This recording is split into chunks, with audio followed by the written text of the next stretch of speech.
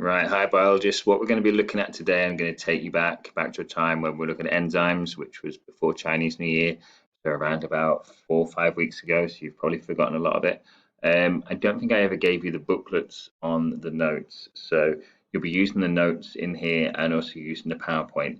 Now, what I'm really focusing on today is the use of enzymes in industry and how we can use that. So you can watch this video on enzyme immobilization. Um, it's not great, but it's got some useful stuff in there, so that's why it's there. You may want to go back over some of the stuff to do with enzymes. So within the PowerPoint, I'm pretty sure we went through some of this PowerPoint before because you were doing a practical at the end of last term where we're looking at the factors that affect how enzymes work. So just have a quick flick through this. Some of it's just GCSE stuff that you've done before. So have a look through the PowerPoint, make sure you know about the active site, make sure you've got an idea of what's happening with an enzyme. And what I really want to be looking at today is like the uses of them, how we can use enzymes in industry and what immobilized enzymes are.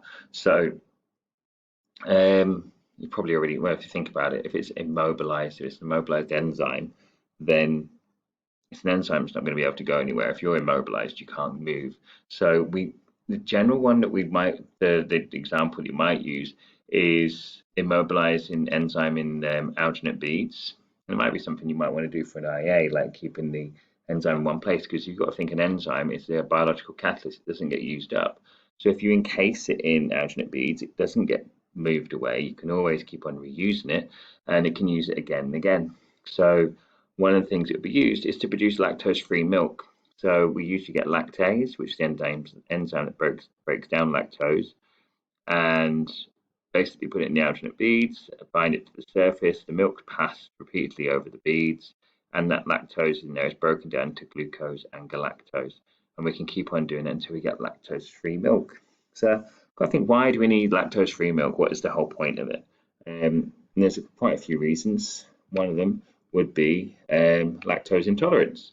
There are lots of people as they get older don't produce lactase. So most people produce lactase as less lactase as they get older. So when you're an infant, you can produce lactase, but as you get older, you don't have that. That's generally a biological thing, because as we're weaned, then you don't need the milk. But obviously, certain parts of the world, they've been like milking like dairy herds for like thousands of years. So they've kind of, their population are kind of used to producing lactase as they get older. But some places, some like populations, you can see as the map down here, you can see some places that have got a high tolerance, but well, high, they can produce lots of lactase as they get older, and then others don't. So they're lactose intolerant. So if they want milk, you need to try and get rid of that lactose in there.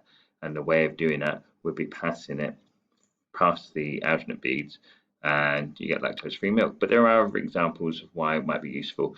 So it does increase the sweetness of milk because you are getting rid of lactose and you are changing it into glucose and galactose, which are sweeter in flavour. So that means you don't need artificial sweetness. It can be a way of getting rid of crystallization in ice cream, because glucose and galactose are more soluble than lactose, so you don't get the crystals forming. Or it could be that you want to increase the production time for yogurts or cheese, because bacteria can use the glucose and galactose easier than they can the lactose. Okay, so there's some of the examples. What I want you to do within the booklet. So if we go back to the on here, you will have your summary notes, not summary notes, that's a lie. You've got the notes here. So when you open that one up, what I want you to do is just read through some of this. Make sure you're aware of these keywords: enzyme, active site, substrate, product. You should know that from GCSE. If you don't, then get your book, get read up on that, making sure you understand, make sure you're about lock and key theory. Making sure you think about the polar region amino acids on the active site. So why do they have that polar region? And just make sure that a lot of this is familiar with you, like denatured. Do we know what denatured means? If you don't, look it up. But what I really want you to, by the end of the lesson today, is find out common uses of enzymes in industry. So what are they used for? Because they are used widely in industry. and how they're commonly immobilized. So one of the things we said there was they were on alginate beads. So find out different ways in which enzymes can be immobilized. And then I'd like to say about this lactose-free milk.